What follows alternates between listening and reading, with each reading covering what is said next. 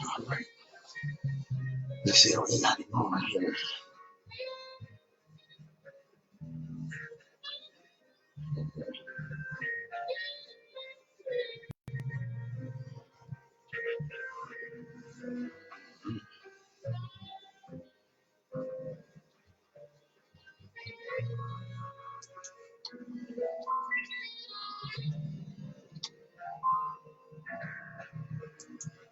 Okay, we're live on Facebook. We ready to come on the air in just a minute. Let me get caught up with y'all. We're live on my phone. All right. Yeah. All right. Share it with my people. Got that going on. All right. Let me get this straightened out here.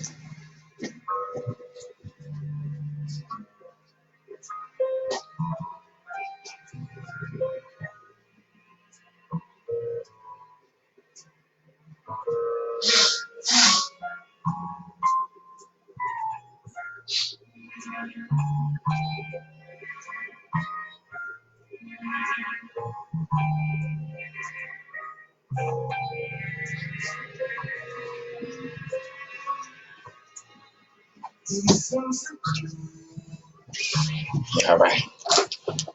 Y'all ready? Okay. Let's get it going here. Hold that phone. Alrighty. Get my theme song up. Alright. Hold on. Get that.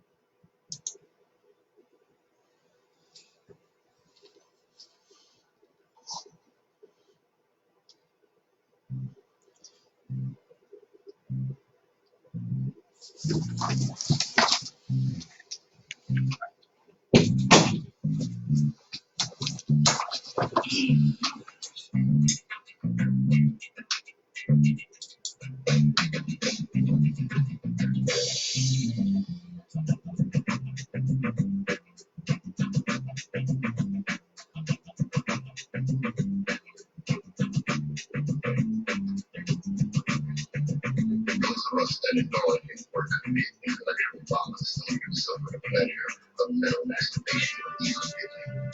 We do so because it changes the pressure.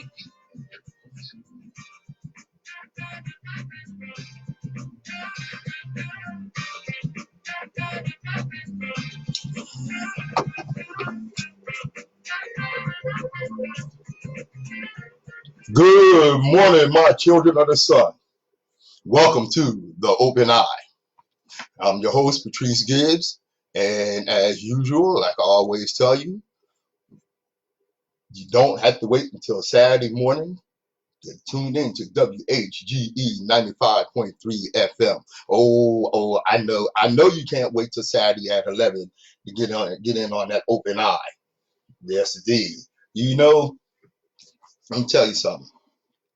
I know some people listen to the Open Eye and they have a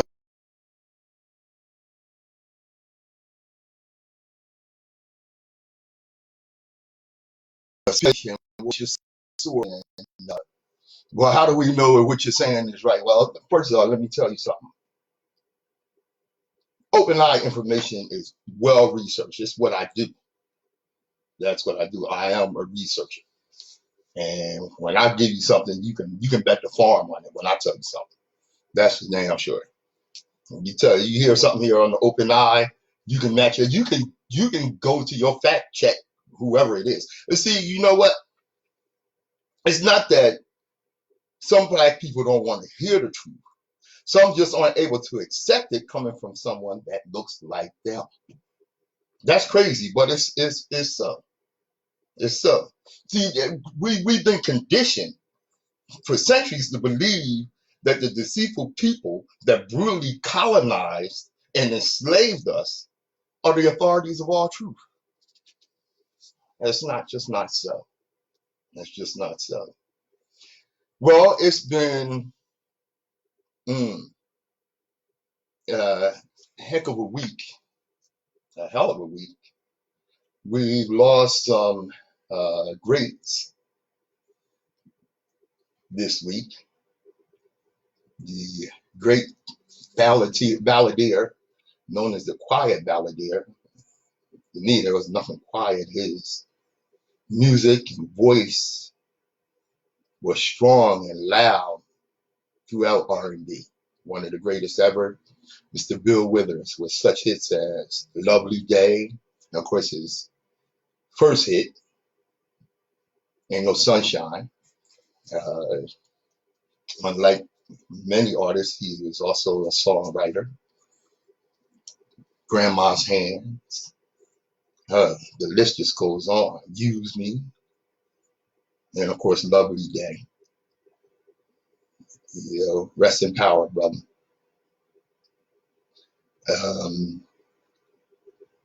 Bill Withers, at 85, I think he was 85, died from heart complications. And then we had some victims of the coronavirus. Wallace Rooney, probably best known outside the jazz world for providing music for the Spike Lee film Mo Better Blues, starring Denzel Washington. Wallace Rooney, trumpeter, arranger, composer. He's only 59, a victim of the coronavirus. Another great that we lost, Ellis Marsalis, the father of Wynton Branford Delfeo. He was also a victim of the coronavirus. I want to take a minute of silence for these greats.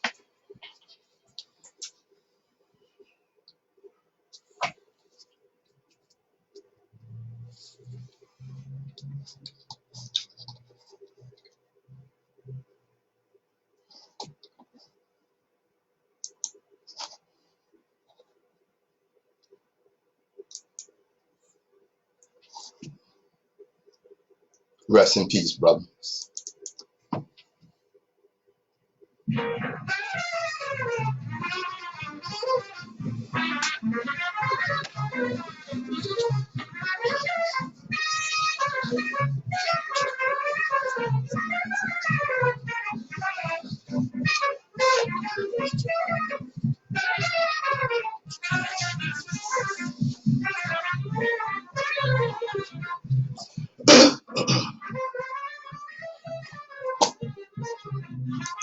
Facebook Live fans, Open Eye fans, I want to thank you. I want to thank you for the people last month that bought my book. I really appreciate that. If you haven't gotten Explicit Notions of a Born Rebel by Patrice Gibbs, make sure to pick it up. All right, those that have gotten it, you know why, with an open eye. Thanks a lot. All right.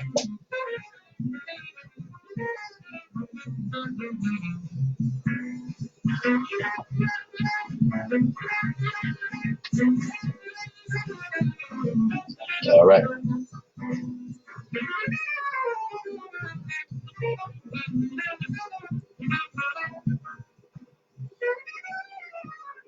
Yes, indeed.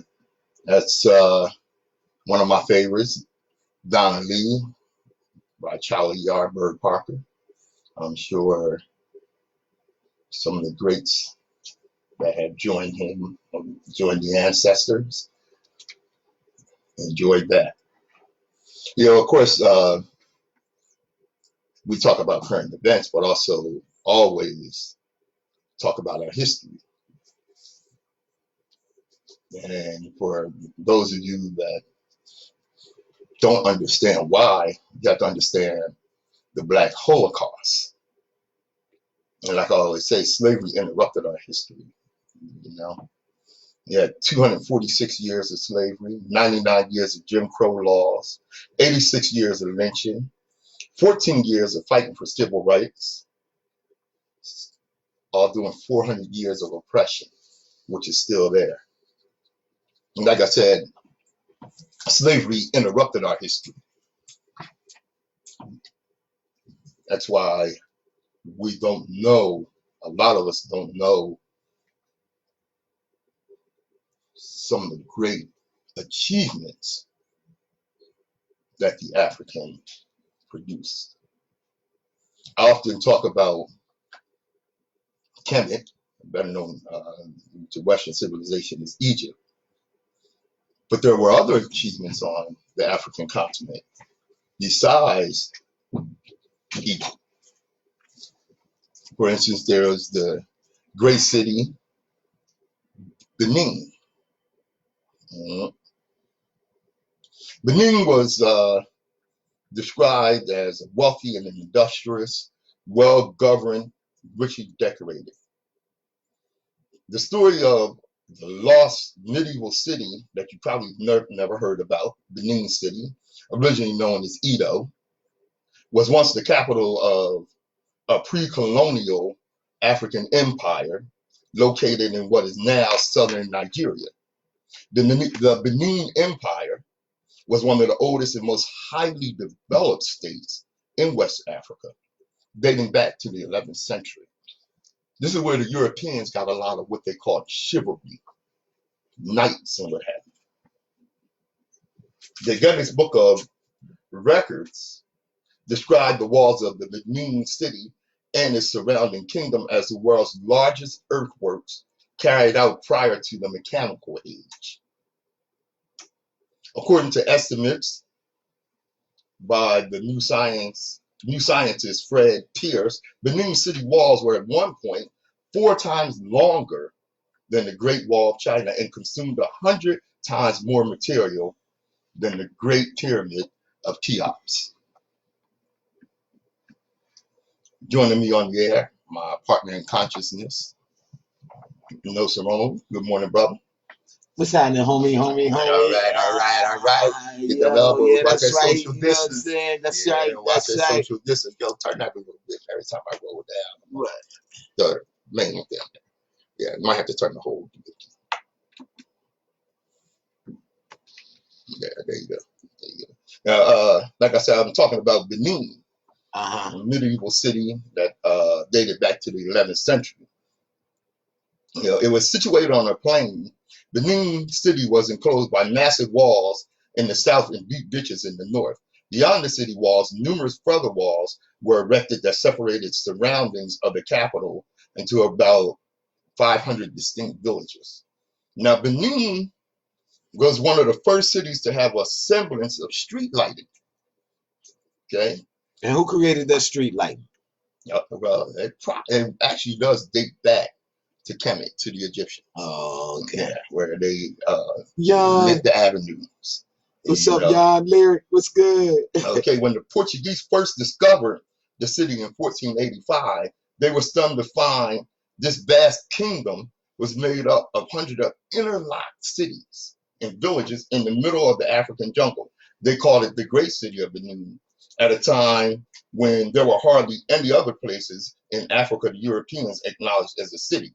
Now, this was a lot of nerve on the part of the Europeans, but considering at that time that probably one of their most well-known cities, I'll say 2 of their most well-known cities, Paris and London, were nothing more than a conglomerate of slums, corruption, cutthroat, and danger. And they had the nerve to compare themselves to the great city of Benin. I would think that's in every city. Yeah. I mean, you know what I'm saying? Yeah. It's a yin and yang everywhere, supposedly. Benin city's planning and design was done according to careful rules of symmetry, proportionally and repetitious, now known as fractal design. They were some of the first people to do that. The mathematician Ron Iglis of author of African Fractals, which examines the patterns underpinning architecture, art, and design in many parts of Africa, notes that the city and surrounding villages were purposely laid out to form perfect fractals, with similar shapes repeated in the rooms of each house. and the house itself and the cluster of the houses in the village in mathematically predictable patterns. See, they built their city, based on the science of math.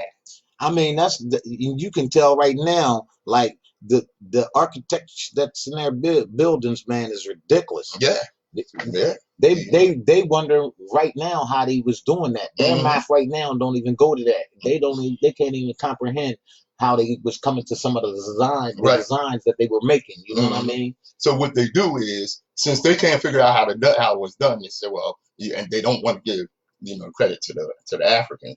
Oh, they gonna call on their boys. Oh yeah, so they the say, aliens. Well, the aliens did it. The aliens must have did it. Yeah, that's what happened. People can't be that smart. Oh, that's crazy. Houses were built along the streets in good order, the one close to the other, and they were adorned with gables and steps, and they are usually broad with long galleries inside. So they were houses of nobility, and divided into many rooms, which are separated by walls of red clay, very, very well erected. Family houses were divided into 3 sections. The central part was the husband's quarters, looking towards the road, so he could see what's coming to his house to protect his family. To the left was the wife's quarter, and to the right were the young men's quarter. Okay. Daily street life in Benin consists of large crowds going through even larger streets with people colorfully dressed, some in white, others in yellow, blue, green, and the city captains acting as judges to resolve lawsuits, moderating debates in the numerous galleries, and arbitrating petty conflicts in the markets. See, they were all about organization and about peace and keeping their city in order. The city was split in 11 divisions, and each a smaller replication of the king's court. Everything was organized. Everything was organized. Benin lasted until from the 11th century to 1904. It was one of the longest surviving empires pre-colonial, and up into 1904 when they were finally, I think, defeated by the French. The city of Benin. Wow. Yeah. And like I said, the African was building empires and what have you before the European could build a house with a window. Yeah. WHGE 95.3 FM. You gonna learn today. Yaga.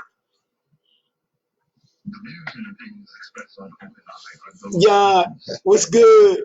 Pay in. Yo, Rennie, what's happening, man? Yo, Chris, what's good? Hey, yo, thanks for tuning in. You know what I'm saying? Share, spread us. You know what I mean? Call in, hit us. You know what I mean? Do all what you gotta do. We still didn't straighten that number out. Hold on. No, my boy said it was straight. He said it's straight. Hold on. How people say it's straight?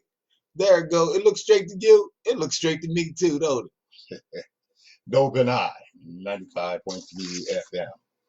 And of course, there are other things we got to talk about. And of course, the big thing, which is going on, is the coronavirus. Lord of mercy, Lord of mercy. Lord of mercy. Look, let me tell y'all something. I know it's hard for a lot of people to stay in the house and what have you and keep your social distance and this, that, and the other. But keep your social distance and keep your sense of humanity. She said it's backwards to us. I hear you. Oh, okay. You gotta keep your sense. Yeah, keep your sense of humanity. I have seen too many videos. Delegate. Of people in stores, on the street, and what have you, fighting over toilet paper and groceries and all kind of silliness. I had to catch myself there. Remember, I'm on the air. Yeah. Some fool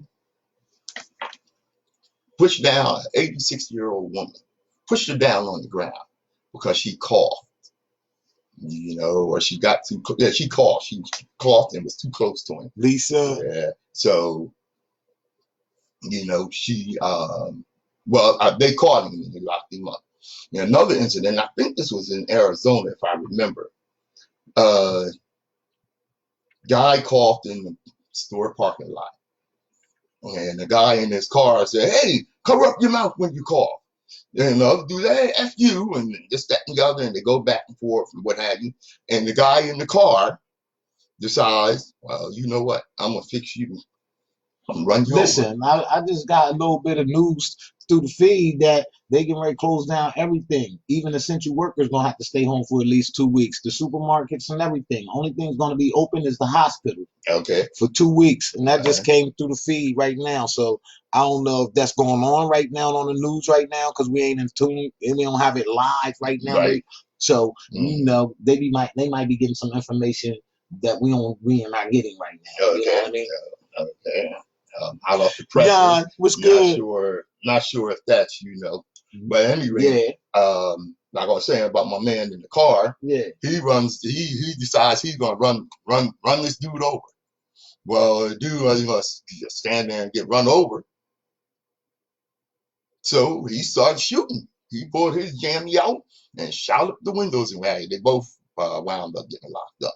Oh yeah, because it was a fight, but one was ready and one wasn't. Yeah. I mean, me, I take the car, I run you over. I ain't playing. I'd rather get a ticket than to get, a murder charge.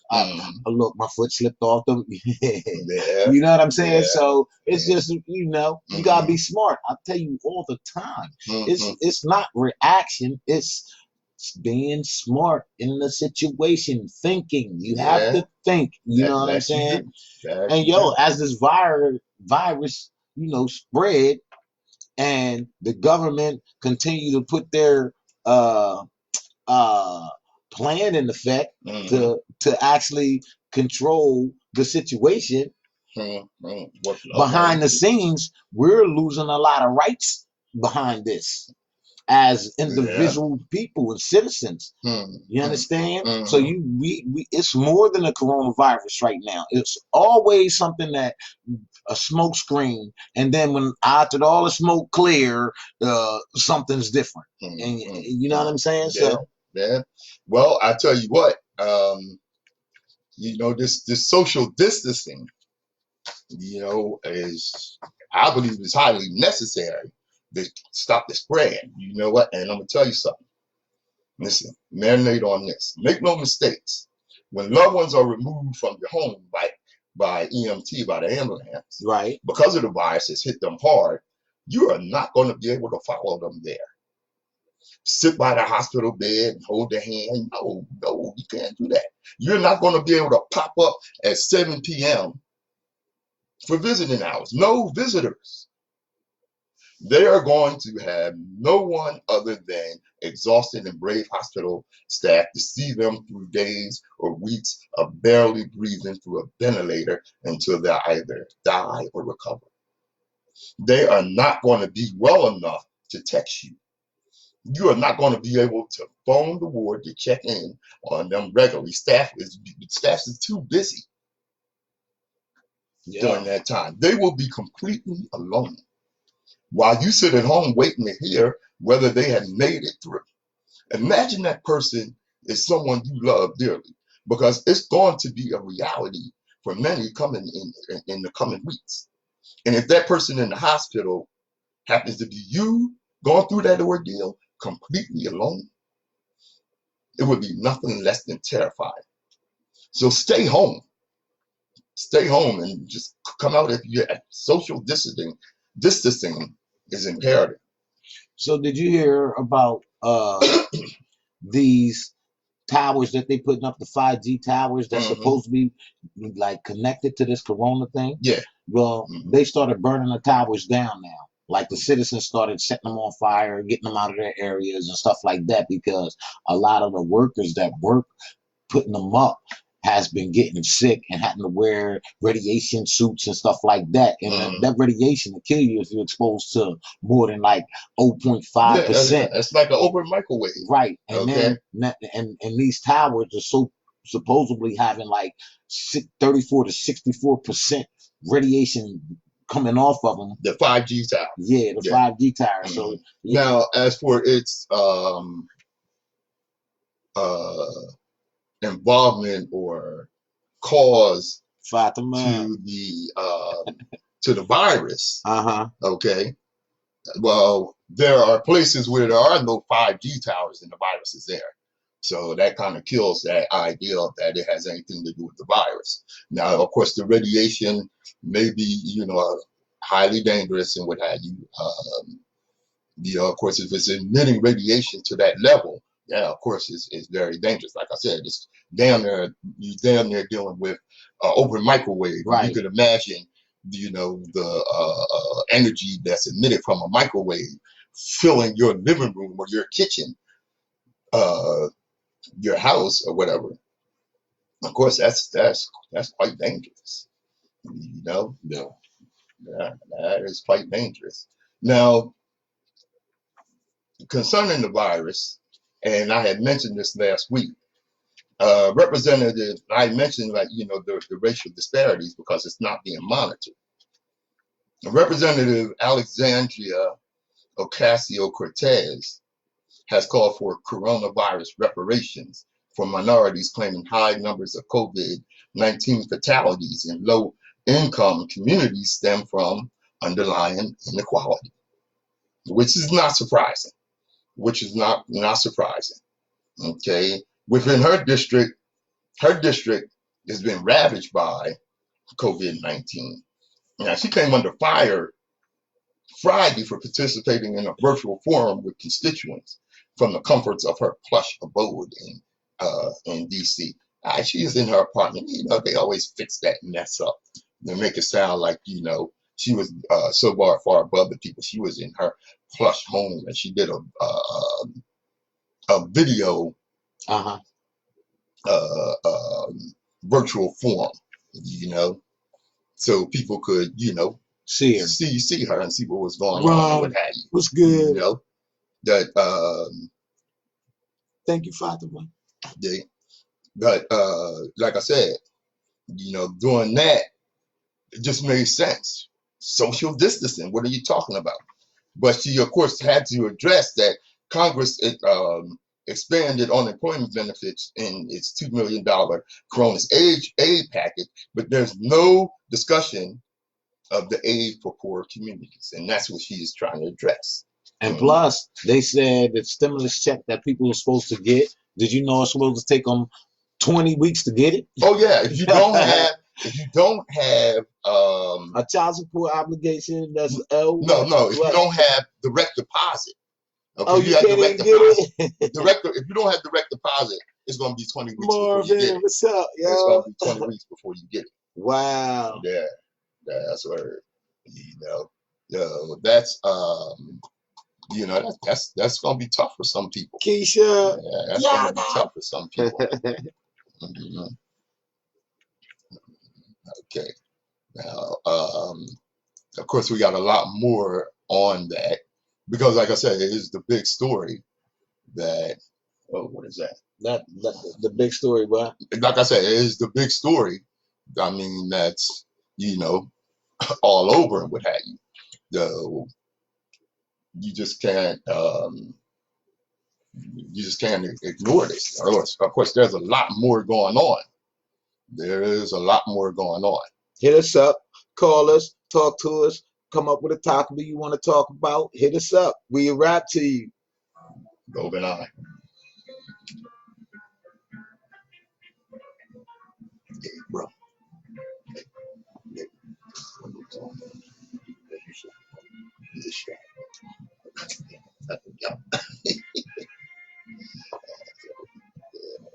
I gotta deal with the food issues that's going on. Shit, I thought I was going to do it. I hooked up this morning on the phone and shit with my people. I was like, holy shit. Oh, I don't know if you saw me do this, but I forgot to tell you. I want to thank y'all for buying my book.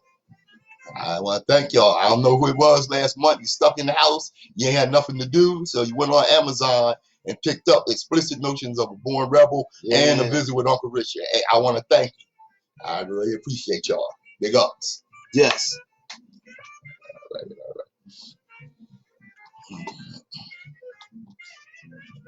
Yeah, we do wear masks.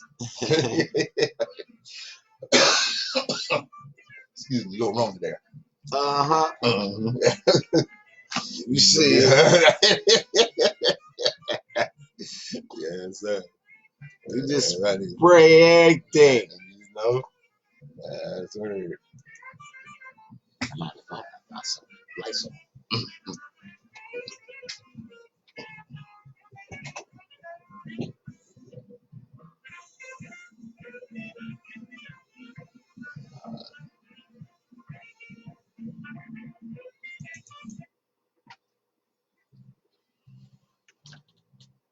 The mission of Delaware Center for Homeless Veterans centers around two main goals: housing and supportive services.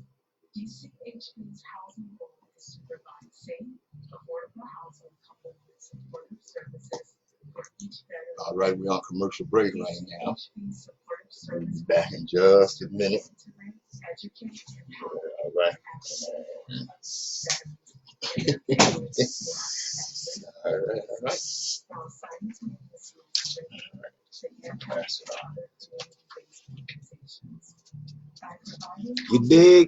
Yeah, it ain't no joke. homelessness for the veterans and supplying them with supportive services that they themselves identify as needed to combat future homelessness. We are able to fully support Alicia, Lou, what's up? Elder. I know we gotta flip the number around, man. We're working on it. Right, we work way hard time. WHGE 95.3 FM, the open eye. Delaware, we're up to 450 confirmed cases in Delaware. Of those, Corona? yeah, that's right. Worldwide, the world, 135,000 people with corona. 60,000 have died throughout the world. 236,000 have recovered. That's a good thing. That's a good thing. So, people do But the recover. flu numbers is higher than that. Yeah, they are. So why they acting like this is a big epidemic? Well, pandemic? because I mean, if the flu is higher than that. Because the flu is not as contagious as the coronavirus. That's the thing. The flu has a contagion rate of 1.5. But last year the flu hit 60 million people and it killed 60,000 people. Yeah, well, we're up to 60,000 deaths now with the corona.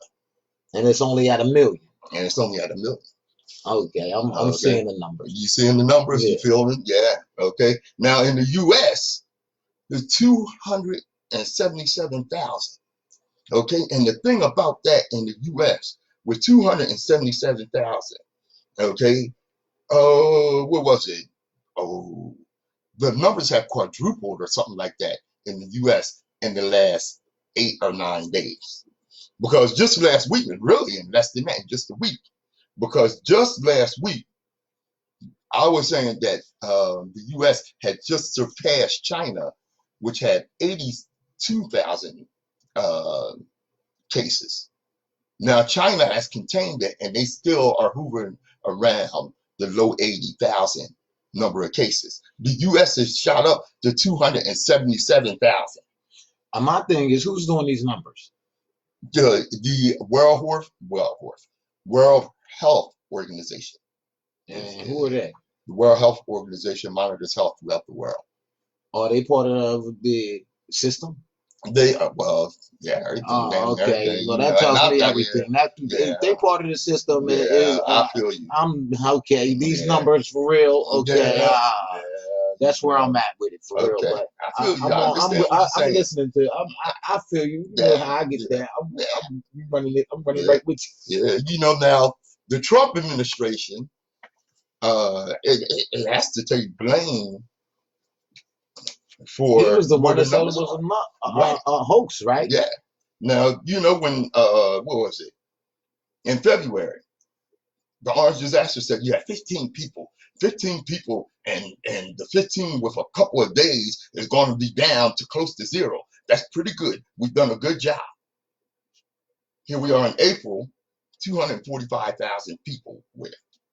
But this the same president that lied to you over 16,000 times since he's been in office. So that's right. You know, really? Yeah, you know. Now, now check this out. This will help you understand what we're dealing with. Okay, I have in front of me a picture from World War II. It's these. Don't you show the picture? Let me show the picture. Show that picture. Show that picture to our open-eyed viewers. Yeah. Okay, that's a picture from World War II. And it's the soldier, and he's carrying a donkey. Now, it's not that the soldier loves donkeys or has some sort of perversion or anything. What's happening is that the field is mine. Okay, and if that donkey was free to wander as it pleased, it would likely detonate a charge and kill everybody. The moral of the story is that during difficult times, the first ones you have to keep under control are the jackasses who don't understand the danger and just do as they please. You feel me? All right. Messy. No. Case in point. Jared Kushner. If you don't know who Jared Kushner is, he's the orange disaster's son-in-law. Okay. He's been put in charge of the coronavirus response team.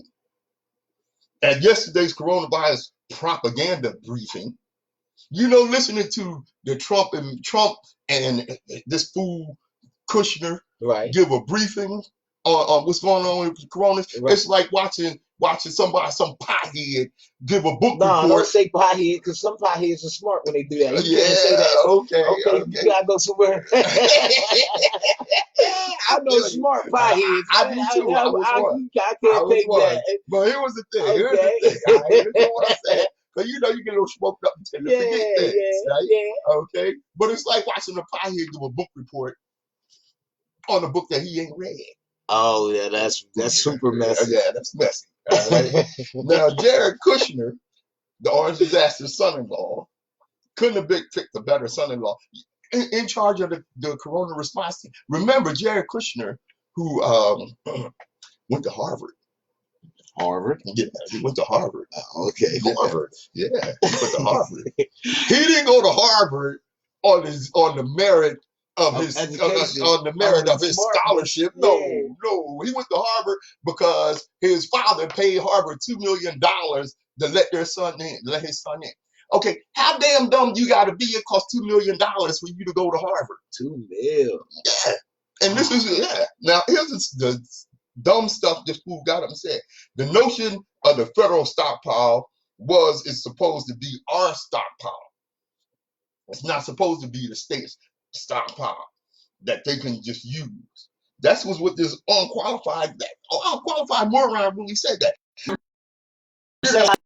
Thinking that their money, this is the people's money. This is all of your tax money that's been paying and supporting all these programs that they have, and they claim it as their own, and it's not. You feel what I'm saying? Right, and it's not. Ain't they the same ones that disassembled the response team? Yep. So help me understand what's going on with it. It's that system again. You know what? Remember, while Trump was eliminating the pandemic response team, Republicans let him. I mean, they all part of the system. How you gonna? How you know they let them? How about they open the door or something? I mean, it's always that. While Trump was lying about the risk of COVID, what happened? Republicans let him. Yeah, that's where now when while Trump continued to target Obamacare during the pandemic, what happened? Republicans let him. Yeah, they did. Yeah, they did. That's where Now I'm gonna tell you something here. What? Wait a minute, because I got it right here. All right. All right, because some people think they're going to get off because I said Republicans let them. Okay, by Americans, Trump didn't kill Americans by himself. Okay, Republicans killed Americans too. Democrats, don't think that you get to get off with this. That I forgot about you and your involvement in this. And that's my thing. If you I look at it like this. You got the Republicans, you got the Democrats, and you know they part of the same entity. You know what I mean? Yeah, like you can take a dime, and you take a dime and you throw it in the air, and you go Republican or Democratic, and instead of heads or tails. You understand? But you have to understand it's the same coin. That's right. It don't matter which one you say because it's the same dime. That's right. Now, you know, in the midst of all this mess that's going on, I remember 4 years ago. All right, and this is an F you to white liberals who cleared the runway for Trump's white supremacist suicide mission, because that's what the hell it is. All right, what the white liberals say? Oh, give him a chance. Just just chill. It's gonna be all right. He's gonna he was just talking that mess because he was running for office and what have you. Are you kidding me? At one point, they was ready to beat him up themselves. But come up with that mess. Oh, he was just saying, what he got to say to get in office. Just let's give him a chance and see what happens. Well, here we are 3 years later. And it's worse and worse. We shut down. Yeah. Obama shut down. Yeah. But he is getting ready to shut down. Right. That's where this is a damn idiot. That's what we're dealing with. Wow. That's what we're dealing with. Now, let's take a look over in Europe. Because it's well, first let me tell you this about Oh, I gotta get to the Navy, dude, before I do this. Oh, the one that had the ship? Yeah. Oh, yeah. But these corporations are still clamoring for people to get back to work. And the number of billionaires pushing for everyone to go back to work early proves one thing and one thing only. They don't make the money you do. Better get hip to that. Right. Yeah. Well, Navy Captain, what was his name? He's the captain of the USS Theodore Roosevelt. Okay. Right? Captain Brett Crozier, Commander Roosevelt, with with a crew of nearly 5,000. Those U.S. ships, aircraft carriers and what have you, big as some small towns and what have you. A lot of people on there, 5,000 on his crew. Well, he raised the alarm this week, sending a strongly worded letter to Navy leadership that detailed his concerns about the spread of the virus on his ship. The letter leaked to the media and generated a series of headlines. Now, this is where his problem came in, because it leaked to the media. I mean, you on a U.S. Navy vessel. Okay, supposed to be the most high and secured place, one of the places that you can actually be, and information is held. Yeah. And they caught a leak. They caught a leak.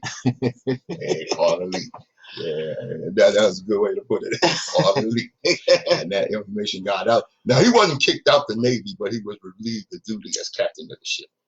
But he didn't leak it? He wrote it. Just because you wrote it, buddy. Yeah. He stirred up the alarm that it happened. Wow. So he was relieved of duty. See, you don't get paid for being a good citizen and a good person. You don't get. I mean, they want this to go down. I mean, it's crazy how the world is. Yeah, it is. Now, last I want to get over to Europe a little bit here. One of the worst places that were hit was Italy. Now, the Italians, when before this all happened and they had the soccer tournaments and all that. All right, when they had African players, black players on the soccer field, the Italians was making monkey chants and I mean, they all did that to us, man. Every one of them had a play and a part in it. You know what I'm saying? And degrading us in some type of way. You know what I mean? But now that they're dying from this corona, because you know Italy, they're fully quarantined. Ain't no people on the street in Italy. All right. Oh, Cuba sent some black doctors over there. You know, Cuba got some of the best doctors in the world. Their healthcare system is off the hook. All right. They sent some black doctors over there. Now they over there cheering them and this, that, and the other. Oh, see, racism was a crime of convenience for you. But now that you need help, oh yeah, oh, they're champion. Watch out, black Cuban doctors. Because Right, as they get soon as ready this is to, over, oh, we gonna lock you down, find yeah, out going to your brain because we need to know how. mhm, Yo, I mean, yeah, wow. you know. Now in Africa, one of the prime examples of how this is being handled is Rwanda. Besides, well, after the demise and death of Robert Mugabe, who we call Uncle Bob, Zimbabwe, President Paul Kagame of Rwanda has become one of my favorite African leaders. And he's handling it. What he's doing is he's giving out food, free electricity to every household during the lockdown. He put a full lockdown and he stymied the virus over there. All right. Now, wait. I got here. Wait a minute. I got these numbers here. Gotta look at the numbers. Gotta look at the numbers. Because the numbers tell you how these people, oh, there you go. Okay, now in Italy, 11,000 deaths. In China, 3,000 deaths. You know, I'm not sure the date on this. This might be old, okay, but just to give you an idea. In Spain, 7,000 deaths. In the US, 3,000 deaths. In Africa, 23 deaths. So, with that being the case, Europeans have come up with an idea. We got a vaccine. We're going to start testing it in Africa. And it's only 23 people who died in Africa, but you want to come experiment on Africa. That's what that's the same thing that the test Man. Yeah, listen, man. I mean, you gotta really think about what's going down and how it's being applied in the system that is being applied through. You know what I mean? We have to really wake up. Yeah, I was looking at a guy the other day, and he went to the hospital, and you know, they said, okay, before we work on you, we gotta put this chip in you. How you got before you work on me, you gotta put a chip in me. Yeah. How does that? How is that legal? How is that in? Huh? Yeah. Come on, man. Yeah. And they really held him down and put a chip in him against his will. Yeah. Now, if he go back and do damage to the hospital, you think he'd be wrong? Yeah. Well, you know what? See, Africa is not the center of the coronavirus. And so the West is upset about that. They're trying to figure out, you know, how you coming over here to give us tests to disease, you know, disease outbreaks are happening all over the world. Africans know this, whether it's Ebola or in the DNC or Nigeria, or cholera in Zimbabwe or Malawi. You know, African countries have always seemed to be battling some epidemic or another. Now, since the beginning of the coronavirus, I've become increasingly aware, that the multitude of news headlines from publications in the West desperate to find out why the recent outbreak is sparing Africa, but not everyone else. You know, it's like, well, why ain't getting it in Africa? Right. Like, why they ain't got thousands of people and they only got 23 deaths? You know, so some French doctors caused the outrage when they said, hey, we need to test the vaccine on the Africans. No, you need to see why the Africans are surviving and keeping it down. You know? I say you need to test the vaccine on the sick. Africa's not sick. That's right. So we need to test it over there for. That's word. Now I gotta tell you something about this. What? This stimulus check, like you were saying earlier. 20 weeks. All right. Wow. $1,200. Now just about everyone is saying that, you know, $1,200 ain't gonna be that much for you. Right. You know, now if you're down in Mississippi or Alabama, $1,200 is a nice little piece of change. But if you in New York or San Francisco, $1,200 is nothing. That's nothing. That's word. Now how they come up with $1,200? The federal minimum wage is $7.25 an hour times 40 hours a week. So for 4 weeks, that's $1,160 Right. a month. Just round it off. $1,200. Yeah. You think about that the next time you say minimum wage workers don't deserve a livable wage. See, wow. It's so crazy. I was talking about this the other day.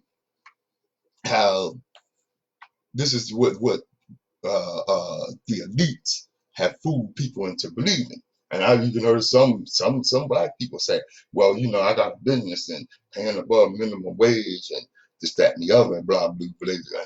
Get the hell out of here. See, what has happened is the rich who hoard all the money have convinced people making $25 an hour that people making $15 an hour are making too much money. You know what? You people making $25 an hour that believe that mess, you're damn fool. You're damn fool, because when that $25 an hour job go, you're gonna be back in that $15 an hour job. And no, that's $7.25 that you're talking about. That's word.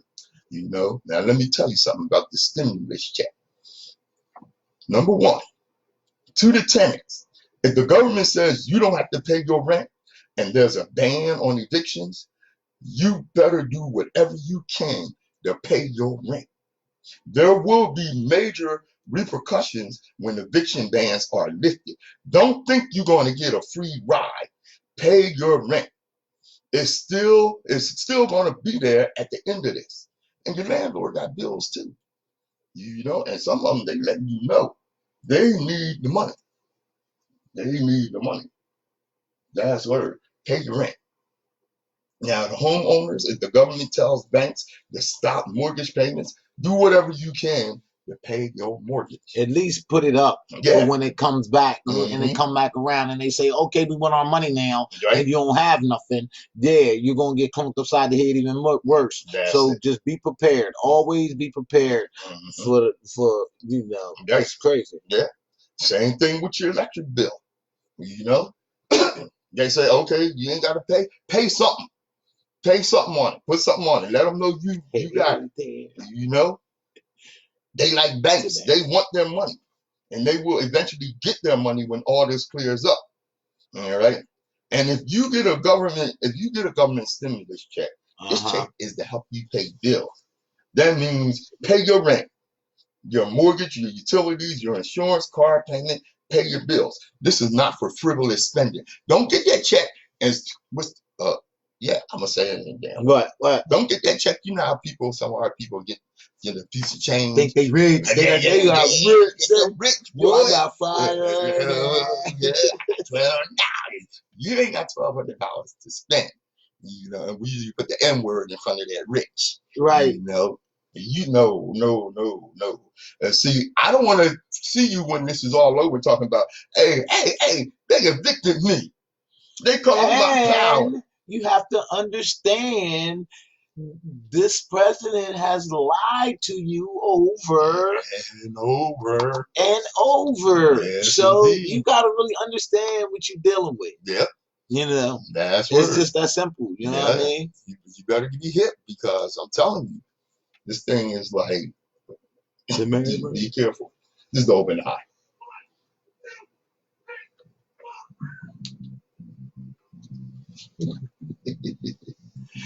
Mark, what's good? Tamara, hey, what's happening? That's right, pay them bills, girl.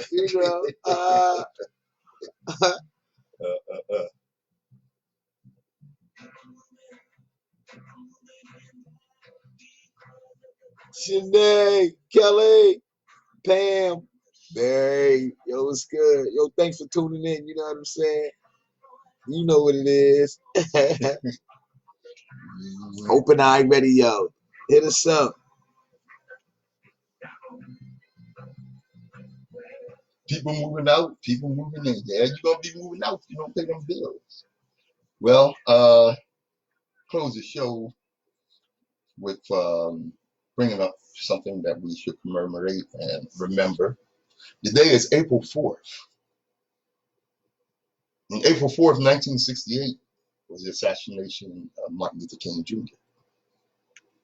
It's 52 years since Martin was murdered. Our conceptions of Dr. King's legacy is shaped by what we've been taught, what we venture to learn, and what the propaganda has convinced us is so.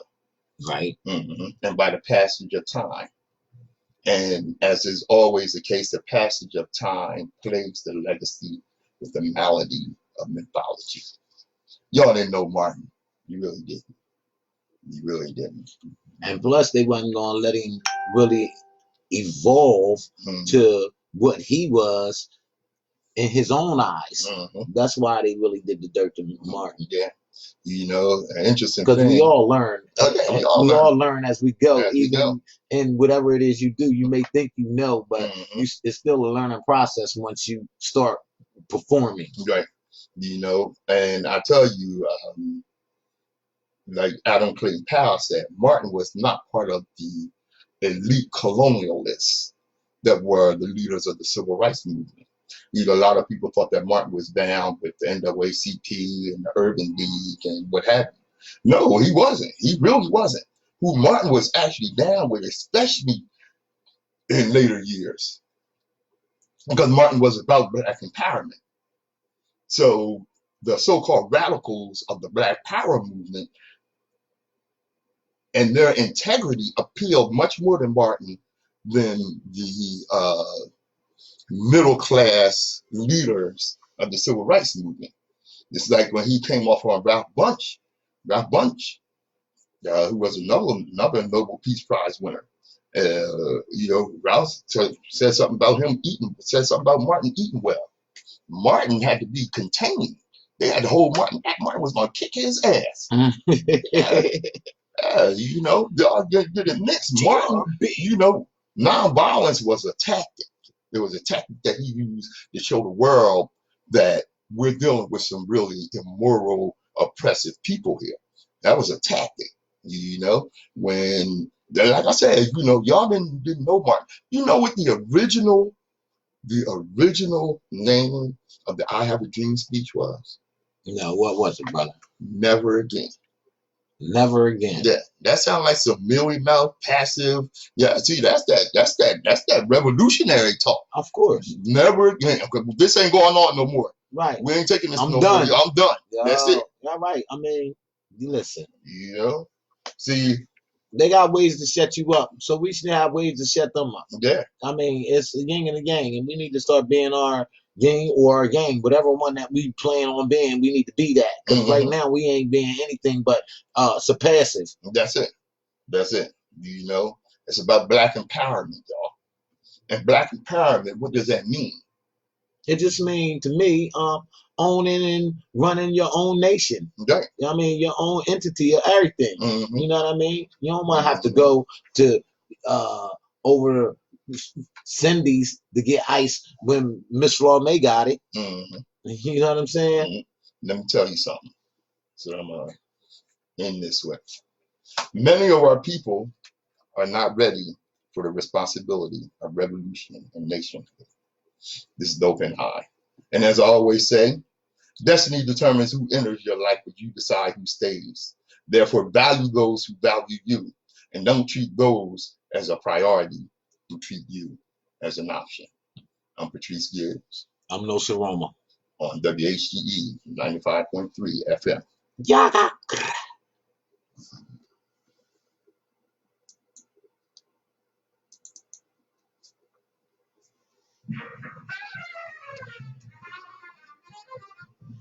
Thanks for tuning in, y'all. You know what I'm saying? Another one down. And that's what we do. And thanks for buying Mr. Gibbs' book, because you know the movie. Hey, advertise that thing one more time before we bounce out. And yo, Nsoromma, streaming everywhere also. NSOROMMA. Go get that too. Yes, indeed. More to come. More to come.